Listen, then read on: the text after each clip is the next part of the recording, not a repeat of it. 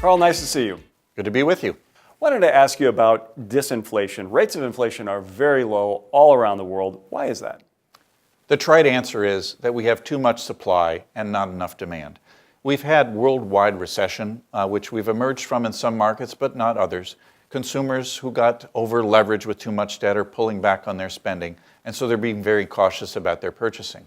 On the other side, you have a lot of countries that are still trying to keep their factories operating and trying to export to those countries where consumers are a little hesitant, and so you have a lot of goods flowing in. There is a lot of global capacity out there in both the markets for labor and the markets for factories. That keeps prices down. From a consumer standpoint, this is seen often as a good thing. Why, for others, is this a concern? Well, I certainly appreciate lower prices, but on a broad basis, if you have falling prices, that's a problem. And disinflation, which is a drop in the rate of inflation, can lead to deflation, which is an overall drop in the price level. When that occurs over history, you see people delaying their purchases, thinking that they'll be cheaper tomorrow than they are today. And that can really challenge demand and also challenge an economy. What's the role for central banks here? Central banks are engaged in the effort to reflate their economies, which simply means getting activity and demand up to a level that can absorb more of that supply and keep the prices from falling further. Central banks around the world are certainly engaged in that strategy through a variety of means, certainly here in the United States, in the UK, in Europe, and now also in Japan.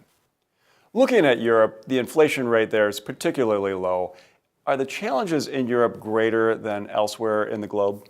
I think they very much are for a couple of reasons. First of all, the overall rate of inflation is much lower in Europe than it is in the UK or the United States, so they're closer to deflation than those other markets. Secondly, there's actually a difference of experience within Europe. The northern countries have reasonably normal levels of inflation, while the southern countries actually have deflation now, or are at risk for some of the distortions that we discussed earlier. And then finally, you have a single central bank trying to address that dichotomy with a single set of tools, and they're finding it very, very hard to do so. In fact, some think that their ability to address the spreading disinflation is actually very limited. Well, thanks, Carl. Always a pleasure. I appreciate it. Thank you for listening. For more insights from our economic research team, visit northerntrust.com/view.